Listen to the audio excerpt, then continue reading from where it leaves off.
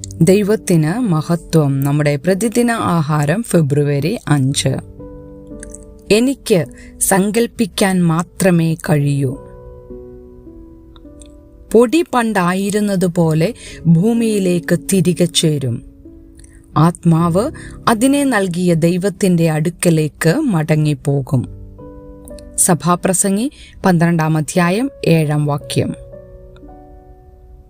പള്ളിയിലെ ആരാധനാ സംഘം എനിക്ക് സങ്കൽപ്പിക്കാൻ മാത്രമേ കഴിയൂ എന്ന് പാട്ടുപാടാൻ തുടങ്ങിയപ്പോൾ ഞാൻ ആ സ്ത്രീയുടെ പുറകിലെ കസേരയിലിരുന്നു. ആ സ്ത്രീയുടെ മധുരസ്വരം എൻ്റേതുമായി ഇണങ്ങിച്ചേർന്നപ്പോൾ ഞാൻ കൈകൾ ഉയർത്തി ദൈവത്തെ സ്തുതിച്ചു. പിന്നീട് അവളുടെ ആരോഗ്യ പ്രശ്നങ്ങളെക്കുറിച്ച് എന്നോട് പറഞ്ഞപ്പോൾ അവളുടെ വരാനിരിക്കുന്ന ക്യാൻസർ ചികിത്സകൾക്കായി ഒരുമിച്ച് പ്രാർത്ഥിക്കാൻ ഞങ്ങൾ തീരുമാനിച്ചു. കുറച്ചു മാസങ്ങൾക്ക് ശേഷം ലൂയിസ് എന്നോട് പറഞ്ഞു, അവൾ മരിക്കുമെന്ന് ഭയപ്പെടുന്നു. അവളുടെ ആശുപത്രി കിടക്കയിൽ ചാരിക്കൊണ്ട് ഞാൻ അവളുടെ തലയുടെ അരികിൽ തല ചായിച്ച് ഒരു പ്രാർത്ഥന മന്ത്രിച്ചു. നിശബ്ദമായ ഒരു പാട്ടുപാടി.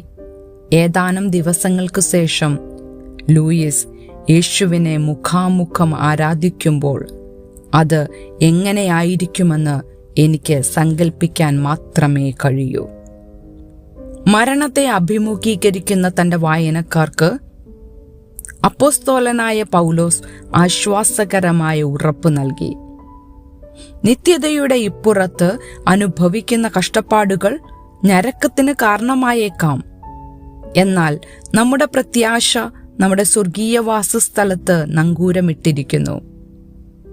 അത് യേശുവിനൊപ്പമുള്ള നമ്മുടെ നിത്യമായ വാസത്തെ കാംക്ഷിക്കുന്നു. അവനോടൊപ്പമുള്ള നിത്യജീവിതത്തിനായിട്ടാണ് ദൈവം നമ്മെ രൂപകൽപ്പന ചെയ്തിരിക്കുന്നതെങ്കിലും ദൈവത്തിന്റെ വാഗ്ദാനങ്ങൾ നാം ഇപ്പോൾ ദൈവത്തിനു വേണ്ടി ജീവിക്കുന്ന രീതിയെയും സ്വാധീനിക്കുന്നതാണ്. യേശുവിനെ പ്രസാദിപ്പിക്കുന്നവരായി നാം ജീവിക്കുമ്പോൾ, ദൈവം മടങ്ങി വരുന്നതിനോ നമ്മെ അവന്റെ ഭവനത്തിലേക്ക് വിളിക്കുന്നതിനോ നാം കാത്തിരിക്കുമ്പോൾ ദൈവത്തിന്റെ നിരന്തരമായ സാന്നിധ്യത്തിന്റെ സമാധാനത്തിൽ നമുക്ക് സന്തോഷിക്കാം. നമ്മുടെ ഭൗമിക ശരീരങ്ങൾ ഉപേക്ഷിച്ച് നിത്യതയിൽ യേശുവിനോട് ചേരുന്ന നിമിഷം നമുക്ക് എന്ത് അനുഭവപ്പെടും? നമുക്ക് സങ്കൽപ്പിക്കാൻ മാത്രമേ കഴിയൂ. ചിന്തിക്കുക, മരണത്തെ അഭിമുഖീകരിക്കുകയോ പ്രിയപ്പെട്ട ഒരാളെ നഷ്ടപ്പെടുകയോ ചെയ്യുന്നതിനെ കുറിച്ചോർത്ത് നിങ്ങൾ എപ്പോഴാണ് വിഷമിക്കുകയോ നിരുത്സാഹപ്പെടുകയോ ചെയ്തത്? നിത്യജീവനെക്കുറിച്ചുള്ള ദൈവത്തിന്റെ വാഗ്ദാനം നിങ്ങളെ എങ്ങനെ പ്രോത്സാഹിപ്പിക്കുന്നു? ദൈവത്തിന് മഹത്വം.